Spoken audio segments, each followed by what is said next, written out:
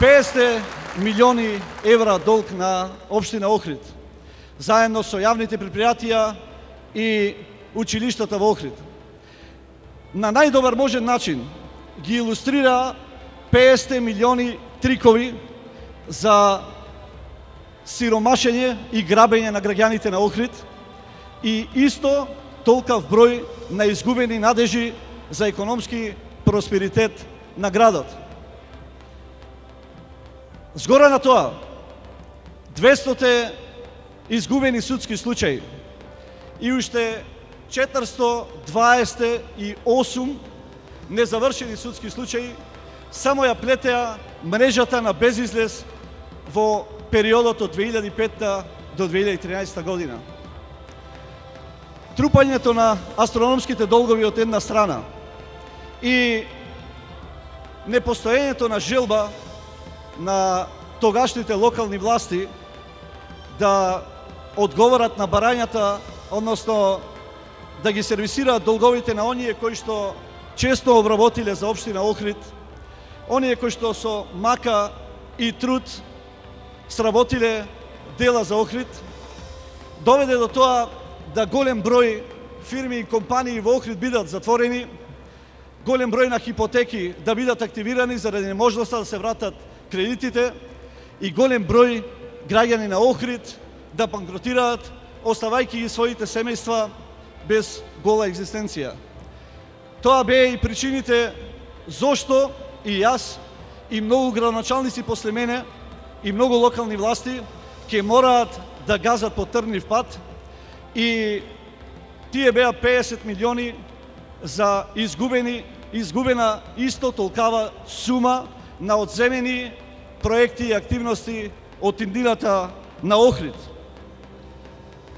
Но ние не сме тука за да го колниме минатото.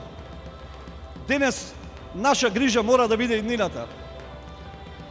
Луѓето често ме прашуваат, ако е иднината ваша грижа, зошто толку често ги спомнувате долговите? Токму затоа, за да бидат потсетник за иднината, за грешките од минатото, никој пат повеќе да не се повторат. Драги сограѓани, кога ја баравме довербата од вас, за возврат ветивме дека отчетноста и одговорноста, искреноста и напорната работа, храбрата и фер игра, лојалноста и љубовта кон Охрид ќе бидат препознатлив знак на нашето секојдневие во локалната. Во духот на ветеното, успеавме да го стабилизираме финансиското работење на општина Охрид и за прв пат после 15 години не само што нема раст на апсолутните долгови на општина Охрид, туку тие имаат сигнификантен тренд на опаѓање во овие 2 години. Со домакинско работење, намалување на непродуктивните трошоци и рационално користење на средствата, успеавме да исплатиме над 8 милиони евра на обврски по сите основи и да го намалиме апсолутниот долг за над 3 милиони евра. Инфраструктурните зафати, според обемот на работа и вкупната вредност на инвестициите, зборуваат за најуспешните 2 последователни години на било кој мандат. Асфалтирани и реконструирани се над 70.000 метри квадратни улици во градска средина и инвестирано во сума од над 30 милиони денари. Инвестирано е дополнително 52 милиони денари во локални патишта и рурални средини, од кои 43 милиони средства на владата на Република Македонија, односно Агенцијата за патишта и Агенцијата за финансиска поддршка на руралниот развој. Изградивме или во тек се градежни работи за нови водоводни и канализациони уреди во вредност од над 84 милиони евра. Деновие заврши првата фаза од реконструкција на патот Охрид-Велестово. Завршуваат работите на патот Елешац-Елшани. Се интензивираат работите на изградбата на дел од пешачката и велосипедската зона Студенчишта парк, изградбата на двојно игралиште за одбојка на песок и фудбал на песок во Грашница, продолжуваат работите на реконструкција на улицата Питу Гули, кружниот тек помеѓу на раскрсницата помеѓу туристичка и улица Бистрица продолжува со реконструкција на торсеска канализација во неколку улици во населба Далјан, после што ќе следи асфалтирање на истите, а деновиве ќе продолжи или веднаш после летната сезона реконструкција на уште 4 кружни текови, ќе се гради Ристо Чадо, Илија Смичевски, ќе се гради најсовремена плажа кај Лагадин во должина од 700 метри, а во овој момент потпишан е договорот за набавка на 5 современи возила за урбана хигиена. Изградени се нови плоштади кај Долна Порта, Горна Влашка Мала, Рача, а во тек се изведбените работи за плоштадот кај Музичкото училиште. Изградени се комбинирани спортски и детски игралишта во вкупна вредност од над 17 милиони денари. Спортот во Охрид го доби најсовременото игралиште на вештачка трева во спортско-рекреативниот центар Билјанин извори во вредност од 300.000 евра. Отворивме за прв пат спортска академија со 2 паралелки за ракомет и за фудбал, а Охрид за прв пат доби ракометен суперлигаш. Образовните институции успеавме да ги поставиме на здрави нозе, да ги реконструираме и обновиме училиштата Живко Чинго во Велгошти, Братство Единство Кочо Рацин Иванчо Николевски во Ливоишта.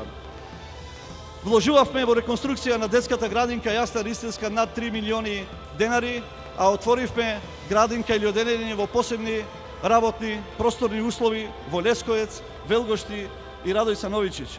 Ги стипендиравме најдобрите и талентирани ученици и студенти. Како резултат на најновата стратегија за развој на туризмот, заедно со владата на Република Македонија, воведовме 2 нови редовни авиолинии кон и од Охридскиот аеродром. Првата ќе стартува на 15 јуни оваа година од Охрид кон Лутон и втората на 1 јули од Охрид кон Базел. За прв пат Охрид, како резултат на засилените промотивни активности кои беа заеднички и на локалната и на владата на Република Македонија, се презентираше на CNN, на Yahoo Travel, на New York Times и на голем број на туристички часописи и магазини во Чешка, во Израел, во Бугарија, во Словенија, во Србија и во други држави. Инвестициите на двата гиганти од автомобилската индустрија, ОДВ Електрик и Костал, беа уште една потврда на определбите и напорите на владата на Република Македонија заедно со локалната самоуправа за заживување на охридското стопанство, за подигање на стандардот на живење на граѓаните во Охрид и за креирање на нови работни места. Се очекува во наредните 2 години во овие индустријски капацитети да бидат вработени над 2000 работници. Со силно темпо привршуваат сите подготвителни работи за капиталните проекти кои што ние ги ветивме. Охрид конечно ќе добие затворен зелен пазар, инвестиција во вредност од над 5 милиони евра.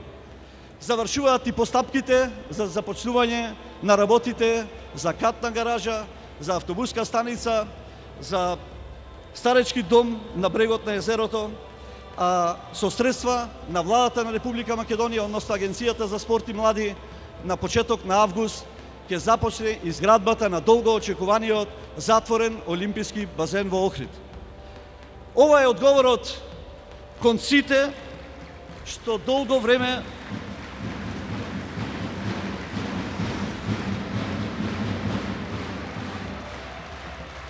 Благодарам. Ова е одговорот кон сите кои што долго време наназад беа скептични, страшливи и цинични за тоа што се ние можеме да направиме во Охрид, за да ги измијат рацете од минатото и да ги впрегнат уште еднаш во градењето на подобра иднина на Охрид. Драги сограѓани, да се сака Охрид значи неуморно да се работи за неговото добро. Значи безкомпромисна борба за секој камен од неговото минато, но и јасна визија за неговата иднина. Тоа го знаат охриѓани. Го знаат и македонци, и албанци, и турци, и египчани, и власи, и роми. Но најдобро од сите, благодарам, но најдобро од сите, тоа го знае ВМРО ДПМН и човекот кој што е најпосветен на оваа борба, нашиот претседател и премиер на владата на Република Македонија, господинот Никола Груевски.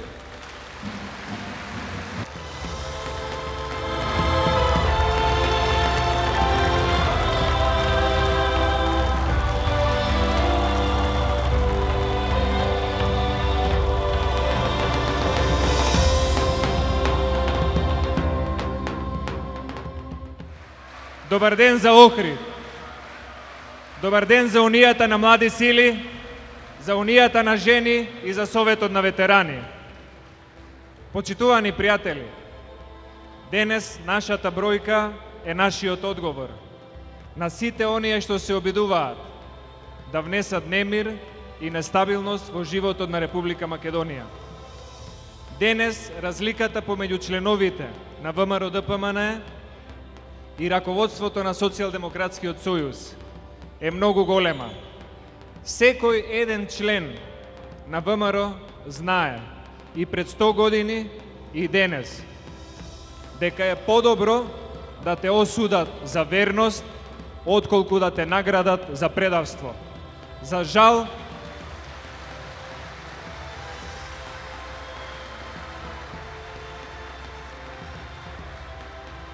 жал, раководството на Социјалдемократскиот сојуз и господинот Заев и господинот Црвенковски веруваат дека е подобро да те наградат за предавство на сопствената држава, да те наградат со власт тие кои што имаат желба да ја видат Македонија со нанесена што поголема штета. Тоа е најголемата разлика помеѓу работата на ВМРО ДПМН и на Социјалдемократскиот сојуз денес. Господинот Заев и господинот Црвенковски се обидуваат да не разединат. Во изминатите 3 месеци успеа само во едно. Успеа да не обединат уште повеќе. Господинот Црвенковски и господинот Заев се обидуваа со уцени и со закани да не обесхрабрат. Успеа само да не мотивираат повеќе, да создадеме повеќе мерки, да предложиме повеќе решенија, да направиме повеќе добри работи од она што и досега сме се обврзале. Единствено нешто во што успеа со своето действување, тоа е да и нанесат непоправлива штета на Република Македонија и незиниот меѓународен углед. Задоволни и радосни се многу луѓе, многу дипломати и многу странски политичари кои што не секогаш и мислеле добро на нашата држава. Тоа што тие не успеа да го направат за да ја попречат Република Македонија во незиниот економски развој, во незината меѓународна политика, во незиното единство, во тоа им помага однесувањето на Зоран Заев. Она што го имаме направено досега, нашите дела, се мерливи со бројки. Она што тие го направиле, охриѓани можат најдобро да го оценат. Во изминатите 25 години, Социјалдемократскиот сојуз има затворено 25 фабрики во Охридско. Во изминатите 25 години од СДСМ имаме наследство од 20.000 невработени стечајци во Охрид и во Ресен и во Дебарца и во Струга. 2006 година вкупниот промет, вкупниот број на слетани патници на македонските аеродроми во Скопје и во Охрид беше 600.000 патници. Со мерките кои што ги превзеде ВМРО ДПМН 2014 година ние имаме 1.300.000 патници кои што слетале на нашите аеродроми. 2006 година имавме само 200.000 странски туристи во Република Македонија. 2014 година имавме 425.000 странски туристи во Република Македонија и добар дел од нив во Охрид. Во 2006 година бројот на странски туристи во Охрид беше 52.000. Во 2014 година бројот на странски туристи во Охрид е 110.000. Тоа значи работата на ВМРО-ДПМН. Од едно да направиш две. Од 50.000 туристи во Охрид да донесеш 110.000 странски туристи. Тоа значи да понудиш решенија и подобри услови за работа. Социјалдемократскиот сојуз е синоним на политичка партија која што создава проблеми и постоечките проблеми не умеа да ги решава. Ние го имавме проблемот со пензионерите и скратените пензии. Тоа беше проблемот на СДСМ. ВМРО-ДПМН го реши. Нема веќе скратени пензии. Сега има покачени пензии. Ние го имавме проблемот со учебниците, кои беа скапи, поскапи или поевтини. Тоа беше проблемот на СДСМ. ВМРО-ДПМН го реши. Нема веќе скапи или поевтини ученици. Има бесплатни ученици за учениците. Социјалдемократскиот сојуз го создаде проблемот со стечајците. Ги броевме на илјадници. И тоа беше проблем на СДСМ и на цела Македонија. ВМРО-ДПМН носи странски инвестиции и го решава. И донесе една многу добра мерка, која што сум сигурен дека ќе искористат многу охриѓани. Дека оние стечајци, кои што денес имаат по 45, 50, 55 или 60 години, ќе можат да извршат до откуп на нивниот стаж. Тој стаж што им го скрати СДСМ, за да можат да стигнат до својата пензија. Тоа значи дека проблемот што го создаде СДСМ со стечајците, ВМРО-ДПМН го решава и носи корисни закони за народот. ВМРО-ДПМН го реши проблемот и на земјоделците, го решава проблемот и на сите други граѓани и на сите други кои што се засегнати од било какви состојби кои што претходно биле создадени. Но за жал, на некого, во моментите кога на државата и тргна, кога имаме странски инвестиции, кога не сме имале како никогаш досега толку многу камиони, булдужери и механизација на патот Охрид-Кичево и Охрид-Струга. Како никогаш досега, она што 25 години го ветуваат Црвенковски и Заев, дека ќе направат автопат од Охрид кон Кичево, ВМРО-ДПМН го вети и го гради. И она што го ветуваше СДСМ дека ќе направи автопат од Скопје до Штип, 25 години, ВМРО-ДПМН го вети и го гради. И оваа година ќе биде распишан повторно повик за автопатот Гостивар-Кичево. Така што Скопје, Охрид и Скопје-Струга ќе бидат поврзани со автопат. И тој автопат ќе биде за доброто на сите граѓани. И тој автопат е наше дело и тоа се нашите проекти. На крајот ќе кажам само една работа. Прво, тоа што Заев го тврдеше, за 3 дена ќе ја сруши владата, не му се оствари.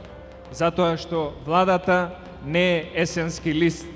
Владата е избрана од огромното мнозинство на граѓани на Република Македонија. Зад владата стои народ, стојат граѓани, стојат дела, стои програма и владата е цврста и цврста и ќе остане. Затоа, можеби, господинот Заев ќе се сети на поговорката од римско време Homo homini lupus, но за жал, со неговото однесување во деношно време се испоставува дека во Македонија поговорката е Homo homini Заев. Нека му служи на чест неговото однесување, но со ваков начин, со шпионирање и предавство на сопствената држава, нема да стане ниту добар политичар, а уште помалку премиер.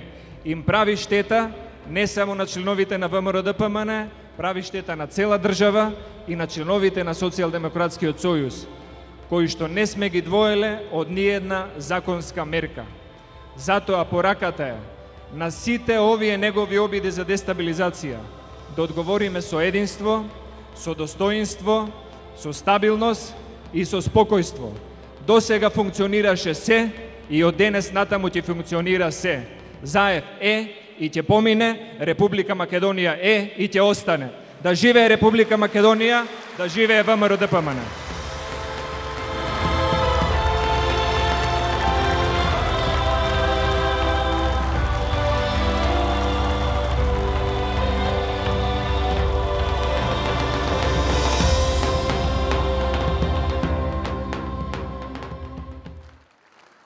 Добар ден, Охрид!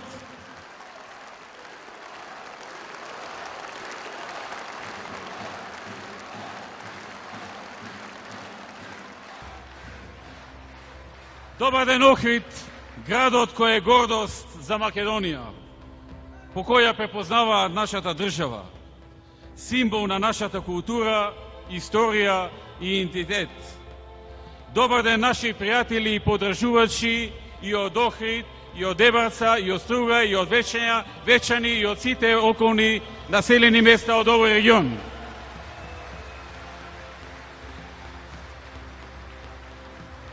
Драги пријатели, неодамна овде опозицијата си имаше еден настан, мора им нареди овој што сам себе си збори дека Господ го црпнал од нива и го донел да ја ослободи Македонија. Мислам, што да прават луѓето, морале да го послушаат на крај на краишта, кој сака со Господа се закача, нели? И така си објавуваа работи кои си ги сецкале, ги монтирале, нормално давајќи им некаков контекст со бомбастична најава, која нема никаква врска со реалноста и беа горди што завршиле голема работа. И тоа не е за џабе, што овој токму во Охрид го објави тоа со Господ. Човекот е суеверен и има доста цркви низ градов и си рекол, прво, право место да си ја пласирам јас оваа теза за себе, дека Господ ми има црпнато од нивата во Муртино, луѓе во Охрид се големи верници и можеби ќе поверуваат. Настрана тоа што веројатно с краја било тој самиот си верува во тоа. Всушност не знае човек што е полошо, што е почудно и поналудничаво. Така намерно да пласира, сакајќи да убеди некого во тоа и при тоа да го прави од политички лукративни причини, да привлече гласови на база на тоа, дека е пратен од Господ или стварно да мисли, или пак второто, стварно да мисли дека за самиот себе дека Господ го пратил него од нивите во Муртино да ја ослободува Македонија. Но ова би го оставил на стручни лица и на аналитичари да го тукуваат. Јас не сум најстручен во овие области. Многу чудно да ви кажам сето ова. Ги гледам овие низ Македонија, нивните председатели на организации, во најавата, во дикцијата, во наративот на тоа што го кажуваат, абе пукнати на нивниот лидер. Исти сиромашките толку сакаат да го имитираат, што е просто неверојатно.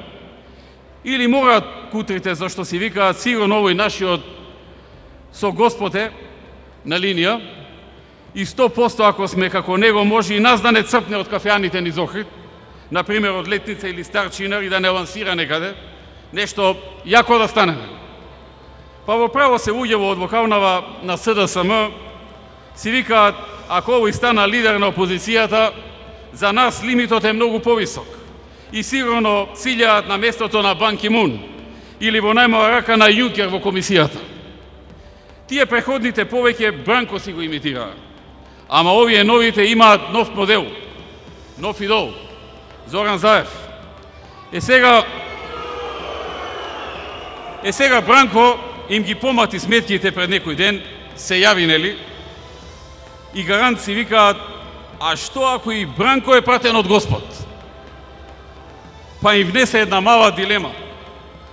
Ама ќе им се размисли за кратко, кога ќе си дојдат бранковистите и ќе им кажат, абе како не разбирате дека Бранко е всушност од Господ? Тој го црпна овој од нива и го пушти слободно вака да си ја ослободува. Бранко го црпна од нива. Преходно добро го подготви и го лансираше во звездите. Тоа е Бранко кога ќе те лансира. Лансирано е. Звезда си. Можам да замислам како непријатно изгледало ова пиењето кафе меѓу Заев и Бранко, кое Бранко не го ни спомна, а Заев, растреперен од радост и восклик, го кажа на пресконференција. Пиевме кафе со Бранко. Вау! На пресконференција. И громогласен аплауз после тоа. Многу понижувачки, да ви кажам право. да му е незгодно на човек да гледа. Можам само да замислам како Бранко му зборал новој, браво Зоки, само напред, продолжи вака, многу си храбар. Всушност ваква храброст досега не сум видел. Чудо од храброст. Потоа продолжи сигурно и не само што си храбар, туку си многу паметен, знаеш, мене ова не би ми текнало. Вака да терам, гениалец си и голем патриот си, вика. Тоа е тој разговор што на една таква дистанца го прават овој што го донесе, што го црпна од нивата и самиот Зоран Заев. Стварно патриотски тераш, еве и грците, а и едни други се целосно убедени во тоа, само продолжи вака. И на крајот сигурно му рекол, те слушнав ова за Господ што го кажа, искрено и јас мислам така, ти си од Господ пратен. И сигурно се поднасмеал малку, а Заев гордо подскокнул околу него, еве во знак на благодарност, ладата ти ја давам. Абе шефе, ама не знам да возам баш, му вика Заев на него. А Бранко му вели, не е важно што не знаеш да возиш. Господ те прати у тебе, не мора да знаеш, важно е дека си многу паметен, влези, запали ја колата и тргни и терај. Па само ќе ти дојде после возењето, зашто многу си паметен. И овој така весел се излезе на пресконференција и продолжи со својата лента и нормално се пофали дека се видел со Бранко пиеле кафе во штабот. Каква мизерија, не би се верува.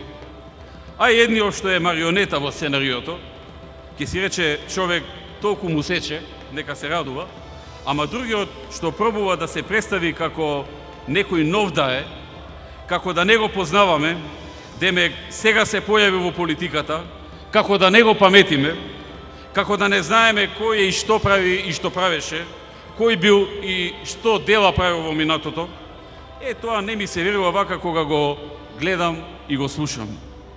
Но како и да е, овие од нивните општински јако пробуваат да ги имитираат и тоа е па најсмешниот дел во сета оваа трагикомедија која ја спроведува Социјалдемократскиот сојуз на Македонија. Драги мои, овие луѓе кои неодамна имаа настан овде, се од таа иста опозиција која го заглави Охрид со над 50 милиони евра долг, од кој глава не можеме да кренеме веќе 2 години овдека во Охрид.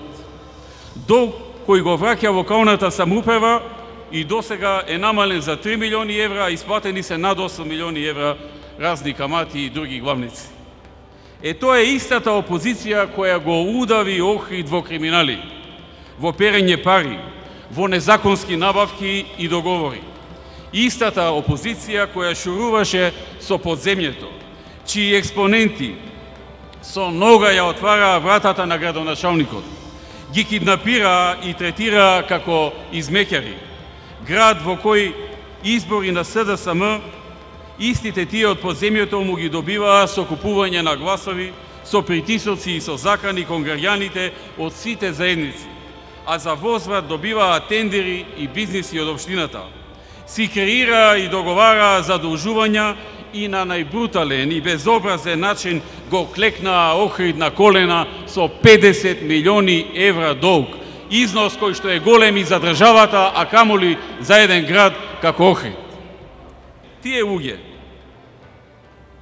луѓе сакаат охриѓани да заборават на сите криминали и глупости, на поранешниот градоначалник, на сите тие ликови кои го третираа Охрид како нивна приватна својина, која треба да ја раскашмат и ограбат.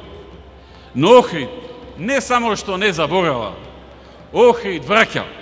И затоа на изборите ВМРО, ДПМН и коалицијата победи со толку голема разлика. Затоа во 2 изборни циклуси поред разликата во гласови е толку голема што не можат да најдат ниту еден единствен, ниту меѓу нивните кој би им поверувал дека сме победиле заради нешто друго, отколку заради вистината, а тоа е поддршката на народот.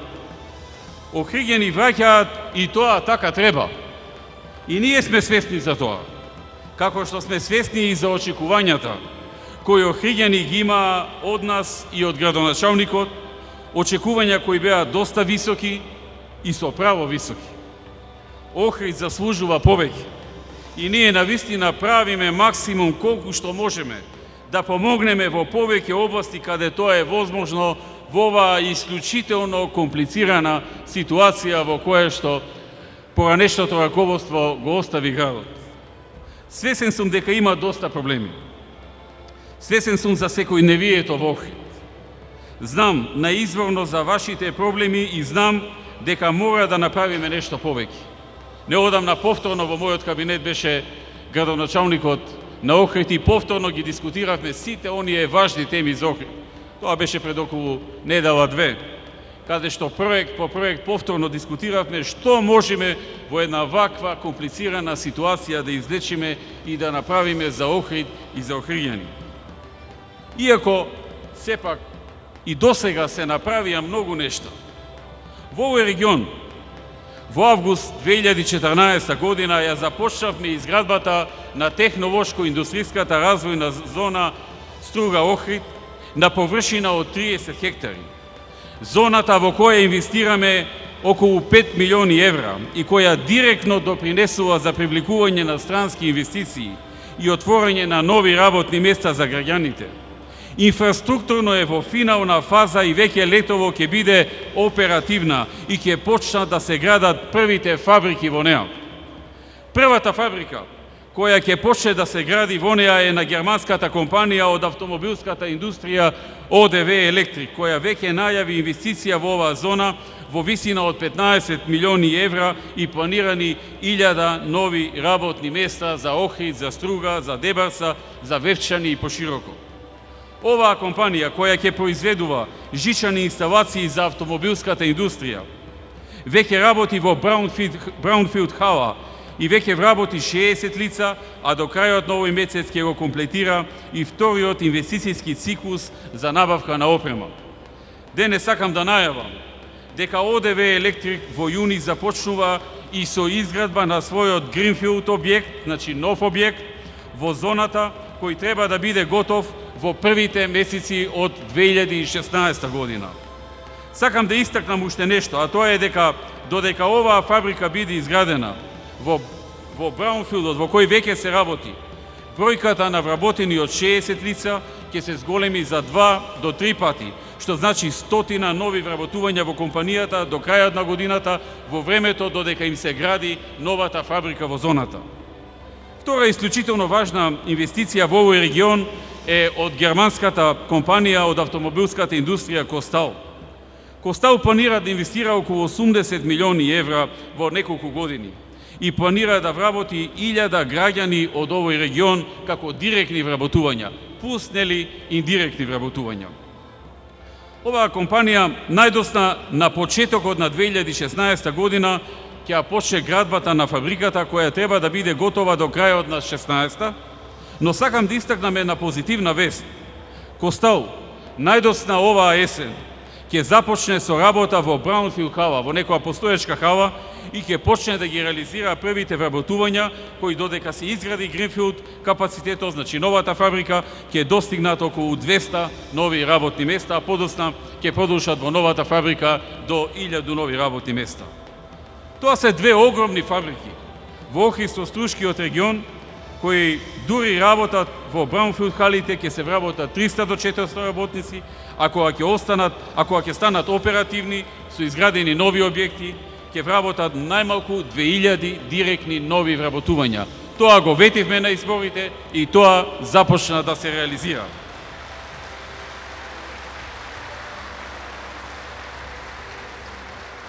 Вработувања и фабрики има и во други места, во Кичево, например. Американската компанија Key Safety System, која произведува воздушни перничиња за автомобилската индустрија, веќе ја објави одлуката за да инвестира 20 милиони долари во Кичево и да реализира 1000 нови вработувања.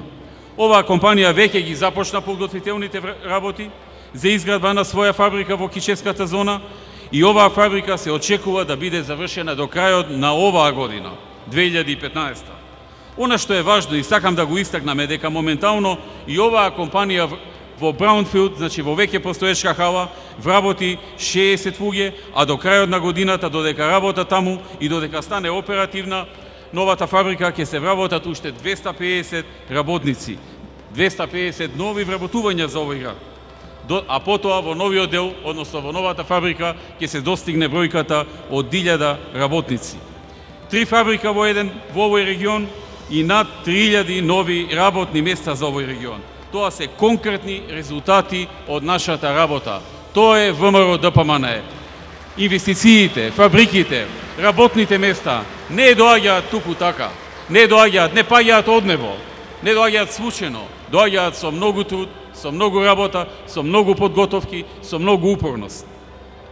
Кога сме кај инвестициите, би сакал да додадам и уште една новост, а тоа е дека британската компанија од областа на медицинската индустрија, David Thomas Medical, на која работеше Горан Мицковски, министерот, донесе и објави деновиве на својата веб страна одлука за инвестиција во Република Македонија со веќе постоечка македонска компанија, во кои предвидуваат производство на помошни медицински производи и вработување. На почетокот ќе почнат со 50 високообразовани инженери, а потоа ќе ја шират својата област.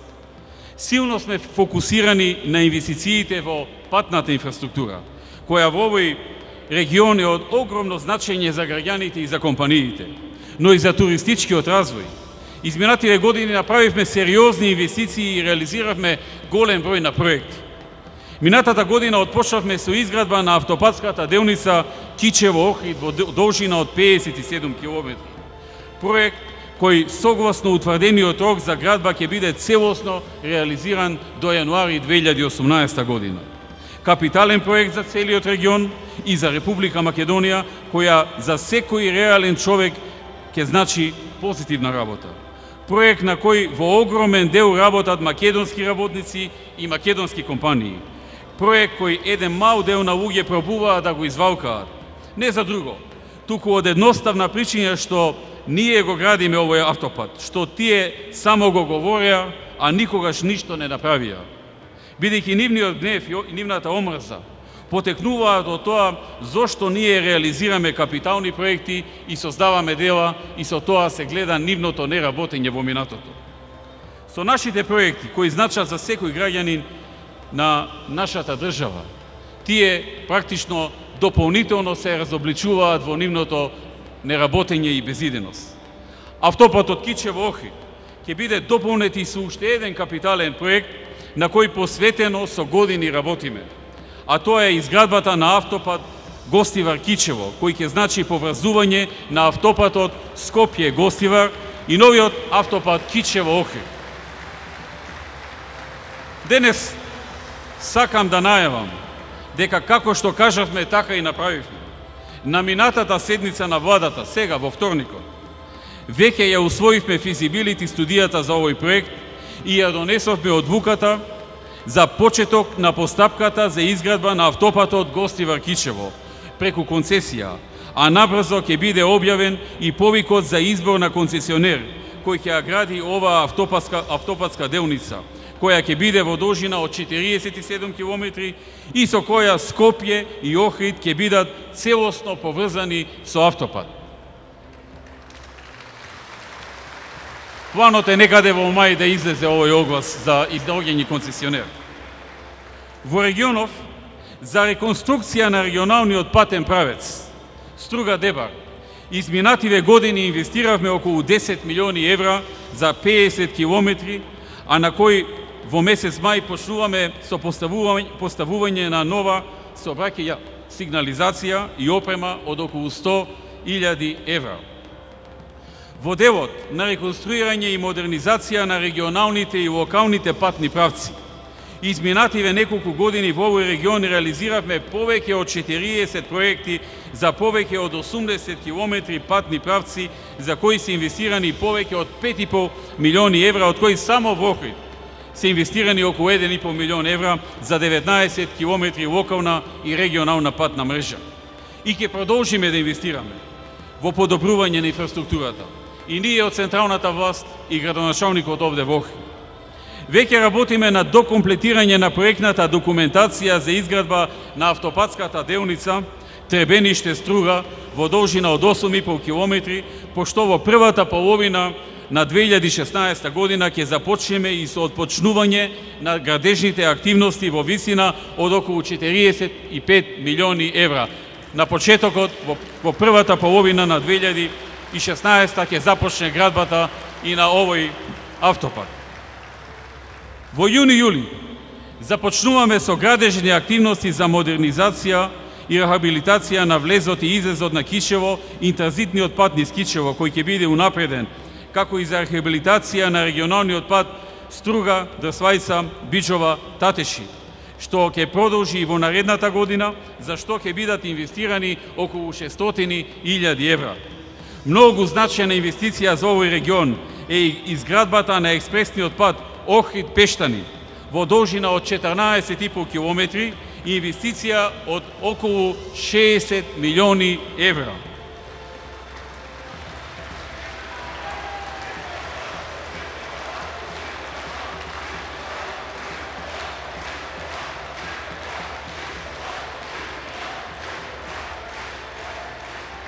Во моментов интензивно работиме на овој проект со цел да се спречат сите грижи околу еколошките стандарди. Со Европската банка за обнова и развој договоривме изработка на еколошка студија која ќе ги утврди точните параметри на патот. Сакам да најавам дека со таа еколошка студија која ќе обезбеди еколошка одржливост согласно сите процедури и стандарди, веќе наесен очекуваме и распишување на постапка за избор на изведувач на градежни работи и ако се е во ред согласно планот, до крајот на годината ќе започне и изградбата на оваа значајна патна делница која ќе биде од корист за охриѓани, но и многу за развој на туризмот во Охрид и во овој регион. Во сегментот на водоснабдувањето и одведувањето на отпадните води во регионот инвестираме повеќе од 2,5 милиони евра. Во Охрид санирани се каналите Билјанини извори и Свети Наум. Во тек е изградба на водовод и фекална канализација на местото Лескоес. Се изгради фекална канализација за населеното место Подмолје. Се изградија пумпни станици во Пештани и Елешес. За системот за заштита на Охридско езеро од отпадни и загадени води. И отпочна постапката за изградба на регионален колектор за одведување на отпадни води во мешеишта во вредност на инвестицијата од околу половина милион евра. Резултатите од нашата работа за подобрување на целокупната инфраструктура тука во Охрид се видливи и преку реконструираниот и целосно модернизиран аеродром Свети Апостол Павле со инвестирани 10 милиони евра, со реконструирани писти, со изградени нов ВИП објект, реновирани објекти во карго центарот, обновен паркинг, нова опрема и нови возила. Секој странец кога доаѓа во Охрид, својот престој го започнува со позитивни импресии и прв позитивен впечаток. А првиот впечаток никогаш не се стекнува повтор пат. За развој на туризмот создадовме можност за изградба на хотели на земјиште кое се продава со почетна цена од 1 евро за метар квадратен. Овозможивме поволни кредитни линии за туризмот. Континуирано го рекламираме нашиот туристички потенцијал, вклучувајќи го и Охрид во странски медиуми, тргнувајќи од CNN па на многу други телевизии и вестници во меѓународната јавност. А со политиката на субвенционирање на туроператори и субвенционирање на нискобуџетни авионски линии, се вратија странските туристи во Охрид и во Македонија на голема врата. Работиме и на уредување на плажите. Веќе се изготвени идејни решенија и во моментот се врши проектирање на истите. Веќе е објавен повик за уредување на 500 метри плажа на Лагадин, во која ќе инвестираме 75 милиони денари и која треба да биде готова во наредните неколку месеци, некаде на крајот на ова лето. Ќе се уредува и 150 метри плажа во Дебарца, а рокот за изградба на документацијата е до крајот на јули. Во Дебарца ќе се гради и патека покрај езерото, а рокот за доставување на понуди за градба е во првата половина на мај. Туризмот на годишно ниво со над 1 милион евра го помагаме и со субвенции за туроператорите за привлекување на странски туристи кои важат за над 15 земји во светот. Тука секако е и проектот за финансиска поддршка на ефтините авиолетови. со кој набрзо, како што спомна и градоначалникот, Охрид ќе добие 2 ефтини авиолинии до европските метрополи. Линијата Охрид-Базел стартува летово, а во соработка со општината летово започнува и реализацијата на авиолинијата Охрид-Лондон, со која ќе пристигнат и многу туристи од Англија. Изминативе 8 години бројот на туристи е зголемен за повеќе од 40%, а вкупните зголемувања во туризмот, ноќевање и странски туристи, изнесува речиси 100%, односно најпрецизно 98%. Во овој регион се видливи и нашите инвестиции во здравството и подобрување на квалитетот на здравствените услуги. Во Охрид и регионот за инвестиции во здравството, изградба на објекти и набавка на нова современа опрема вложуваме околу 11 милиони евра, од кои само во Охрид околу 6,5 милиони евра, со кои меѓу другото извршивме комплетна реконструкција и адаптација на општата болница Охрид. Извршена е и набавка на современи апарати за компјутерска томографија, најсовремени ехоапарати, апарати за анестезија, гастрокабинети, инкубатори и друга медицинска опрема. Во постапка е набавка на 6 нови мамографи, од кои еден ќе биде лоциран овде во болницата во Охрид. Обезбеден е и нов апарат за компјутерска томографија и во теке постапката за набавка на дигитален рентген, апарат за специјализираната болница за ортопедија и травматологија Свети Еразмо. Денес сакам да објавам дека ќе се отпочне со проект за целосна реконструкција, адаптација и доградба на објектот на оваа болница Свети Еразмо, за што ќе бидат инвестирани околу 3,5 милиони евра.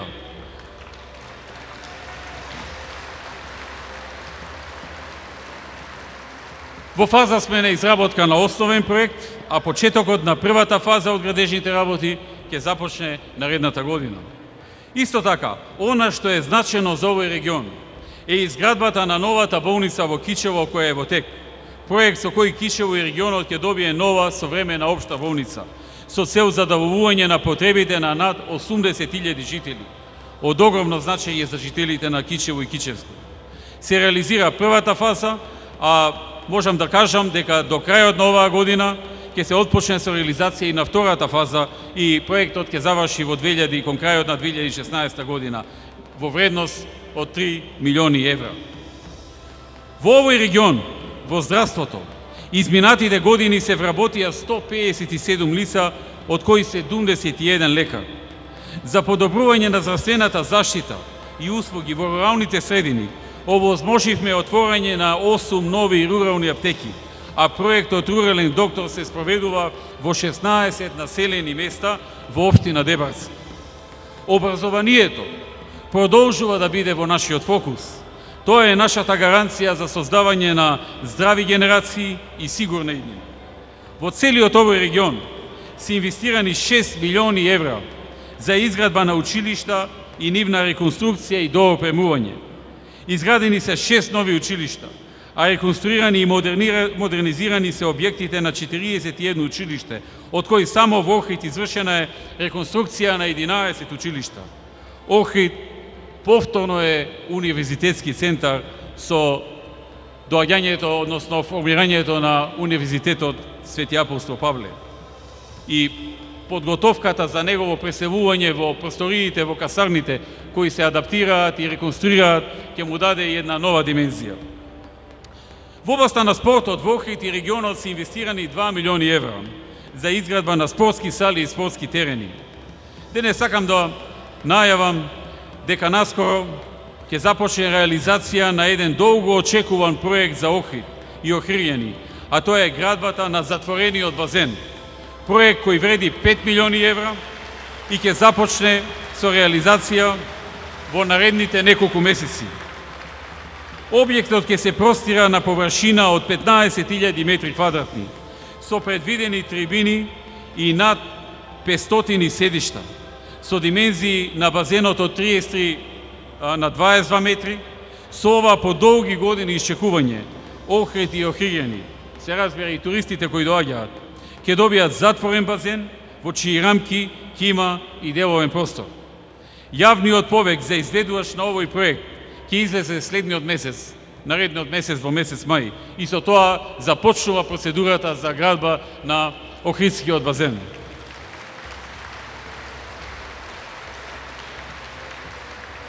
Една од нашите клучни цели е намалувањето на невработеноста. Во овој регион бројот на невработени во 2007 изнесуваше 29.610 лица, а оваа година тој број е намален и изнесува 21.870 лица. Од 2007 до сега во Охрид и регионот имаме забележено намалување на невработеноста за 8.000 лица од 29.000 на 21.000, при тоа само со активните мерки за вработување се вработија 1.500 лица. Со проектот за отпис на долгови, досега се отпишани долгови во висина од 10 милиони денари на 300 семејства. Проектот за бесплатна бања досега го искористија 2600 пензионери, од кои само оваа година 400, а со проектот за бесплатен туристички викенд се офатени над 200 пензионери.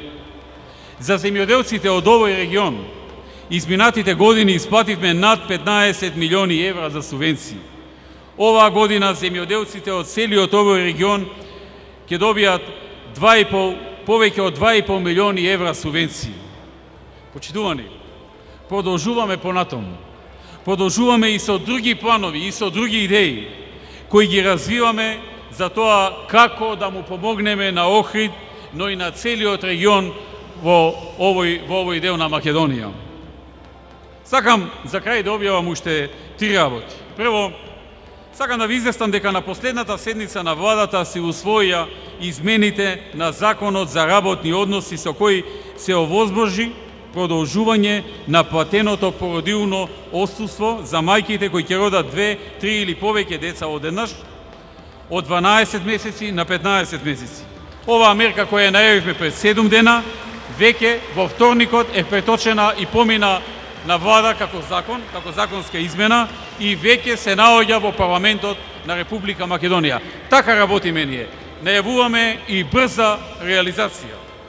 Второ, со цел да им помогнеме на компаниите, на македонските стопанственици, на малите бизниси, земјоделците, трговците, но преку тоа и на сите вработени и самовработени лица, ќе воведеме законска можност за плаќање на неплатените придонеси за пензиско и инвалидско осигурување на рати, најмногу до 24 месеци, и ќе воведеме законска можност за ослободување од каматата, доколку се платат за останатите придонеси за пензиско и инвалидско осигурување. Тука предвидуваме значителни олеснувања во две ситуации. Првата е на оние што имаат долг по основ на неплатени придонеси за пензиско и инвалидско осигурување во периодот до крајот на 2008 година. Ќе им овозможиме да го платат долгот на рати и тоа на најмногу до 24 месеци во зависност од висината на долгот. А исто така ќе бидат и целосно ослободени од плаќање на каматата за неплатените придонеси до крајот на 2008 година. Ова е значајно ослободување и компаниите знаат што значи тоа. Втората ситуација, доколку пак некој има долг по основ на неплатени придонеси од пензиско и инвалидско осигурување во периодот од 2009 година до крајот на 2014, со закон ќе овозможиме да го плати главниот долг, долгот по основ на неплатени придонеси од пензиско осигурување на 12 или на 24 месечни рати. При што, ако го плати на 12, во периодот од 12 месеци ќе биде ослободен од 70% од каматата, а ако го плати на 24 рати ќе биде ослободен за 50% од каматата.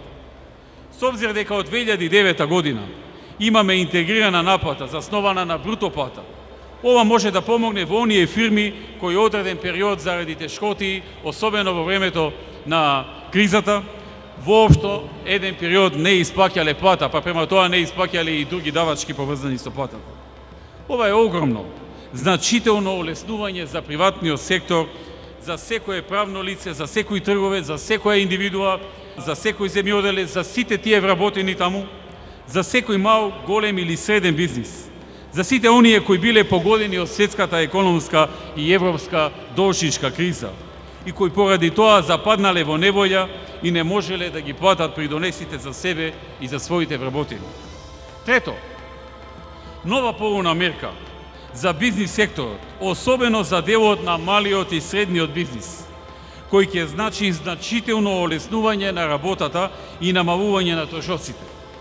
Со измените и дополнувањата на Законот за архивско работење, кој го усвоивме на влада, ќе се изврши поедноставување на канцелариското и архивското работење за приватните субјекти, односно, прво, физичките лица и правните лица од приватниот сектор со помалку од 50 вработени ќе бидат ослободени од законската обврска за воведување на канцелариско и архивско работење, согласно одредбите од овој закон. Сите физички лица, трговци, поединци, занаетчи, друштва со ограничена одговорност и други правни лица, кои имаат до 49 вработени, во иднина ќе немаат никаква обврска за водење на евиденција, ниту пак да вршат архивирање согласно одредбите на Законот за архивски материјал. Единствена обврска ќе биде да се архивира материјалот кој е од трајна вредност за Република Македонија, науката и културата, при што Државниот архив ќе треба да утврди кои се имателите, а кои документи спаѓаат во приватни архивски материјали кои треба да се архивираат. Тоа е големо олеснување за стотици и илјадници фирми во Македонија. Правните лица со 50 и повеќе вработени ќе имаат обврска да водат единствено основна евиденција. При тоа законот дава можност самите да утврдат која евиденција ќе водат, односно можат наместо деловодник да водат своја евиденција која веќе им е воспоставена, а исто така и основните броеви може да ги утврда самостојно онака како што веќе имаат воспоставено евиденцијата, а не задолжително да ја користат номенклатурата на Државниот архив. Со тоа ќе се воспостави законски основ приватните фирми својата електронска евиденција која веќе имаат воспоставено и која ја водат пред се заради своји потреби, односно за следење на текот на работата, да биде правно релевантна, а не да се оптоваруваат со дополнителна евиденција за чие што водење ќе трошат непотребно ресурси и пари. Трето, со овие измени на Законот за Државниот архив ќе биде оврзан Државниот архив да врши електронско архивирање на архивираниот материјал. Четврто, со овие измени, а како резултат на разговорите со бизнис заедницата, се поедноставува постапката за канцелариско и архивско работење за физичките и правни лица, односно истите се ослободуваат од разни формализми и обврски кои се воведени уште во времето на поранешна Југославија.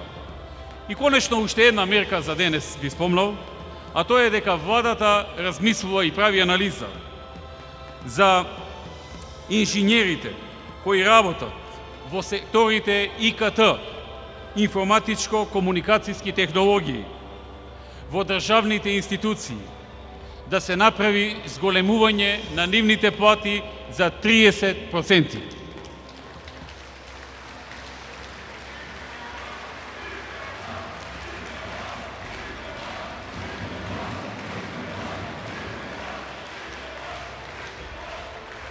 Драги браќа и сестри, дозволете ми да се осврнам на уште две работи која одбележаа минатата недела. Првата е настанот во Гошинце, а втората е срамниот и монструозен чин со венецот, за кој постојат сериозни сомневања дека сами си го доставија до нивниот новинар за да не нападнат нас. Првата работа е доста сериозна и бара внимателно да се третира.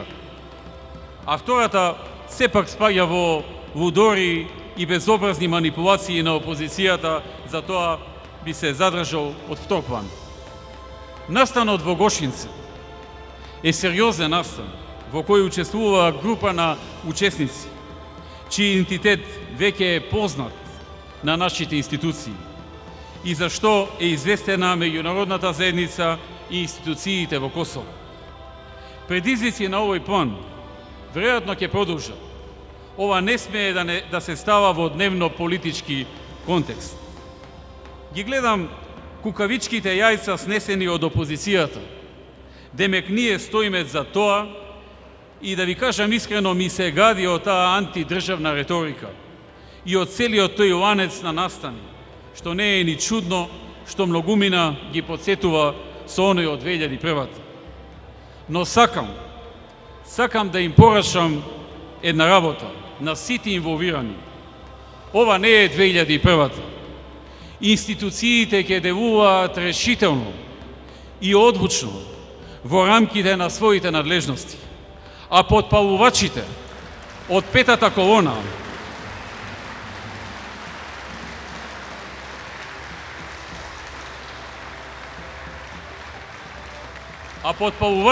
петата колона треба максимално одговорно да се постават во случајот, зашто ова веќе не е дневна политика. И нивните глупости, напади, закани, клевети и однесувања за овој случај имаат еден друг контекст. Ова е сериозна работа и во прашање е државата. Изјавите на лидерот на опозицијата на неговата последна пресконференција во врска со овој настан ќе ги земам како израз на неговиот капацитет, но и неинформираност, и ќе апелирам на воздржаност, ако воопшто е можна кај овие луѓе, затоа што воопшто не е наивна ова работа. И без разлика на личните моменти, омразата која имаат, фрустрациите, комплексите кај опозицијата, за ова замолувам да се воздржат од шпекулации и да се надминат. За венецот на новинарот можам да кажам само една реченица.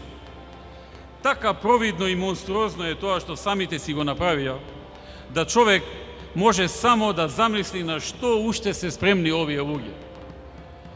Па уште глумат демек љути се, па носат венец во владата, па заев држи прес за медиумите, па завршува дека ќе имало венец на слободата и слично. И после, ајде сите актери на честење во Сорос, по наградата нели. Каква мизерија од луѓе. Драги браќи и сестри, Македонија е градена низ предизвици и искушенија, низ една долга историја. Се наоѓаме во такви времиња и ние и нашата генерација и ја имаме одговорноста да обстоиме во нашата битка за подобра и по-просперитетна Македонија, со повеќе можности за идните генерации. Дневната битка со овие на кој знае што се може да им падне на памет, ние на крај ќе ја добиеме. И тоа по истиот принцип.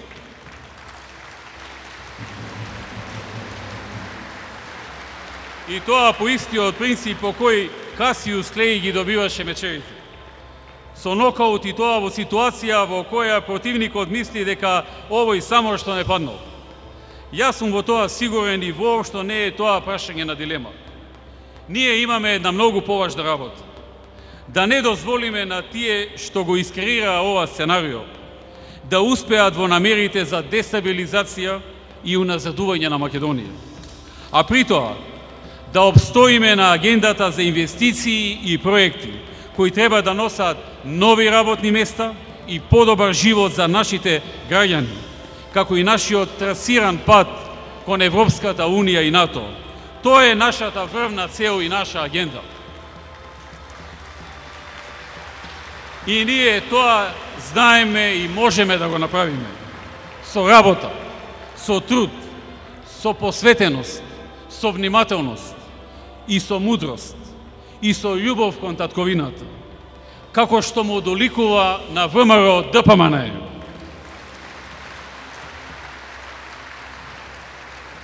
Мене ми е јасно дека нашата база и нашите поддржувачи чекаат сигнал за да одговорат на сите провокации, на агресијата, заканите кои доаѓаат од опозицијата. И знам дека едва и чекаат да дадат ВМРО-ски одговор, зашто се провокативни заканите од личности кои ако го видат можниот ВМРО-ски одговор, таков фитил ќе ги фати, што и Папуа Нова Гвинеа ќе им се види блиску, што ќе брзаат и ќе трчаат давно. Но ние сме мудри и знаеме која ни е крајната цел. Крајната цел не се тие. Крајната цел ни е стабилна и успешна Македонија.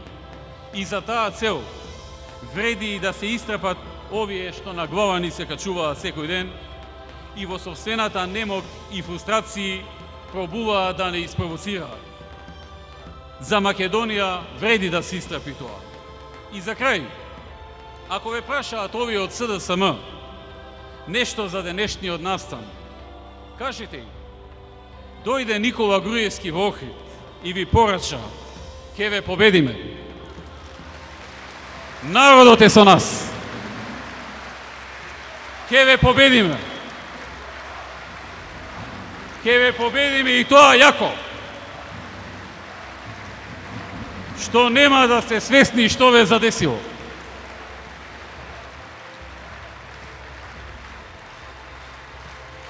И кога победата ќе дојде, нека не се плашат. Ние нема да јадиме живи луѓе. Нема да се светиме. И не се закануваме. Како што тие тоа го прават, или како што многумина сакаат. Туку ќе ве погледнеме во очи и ќе ви кажеме, ова е нашата заедничка држава и за неа ние ќе работиме. ВМРО ДПМН е вградено во темелите на оваа држава уште од своето основање и е наша задача да ја штитиме Македонија и нашиот народ и сите граѓани кои живеат во неа. Да работиме за доброто на државата и тоа ќе продолжиме да го правиме. Да живее Охрид! Да живее ВМРО ДПМН! Да е вечна Република Македонија! Да сте живи и здрави!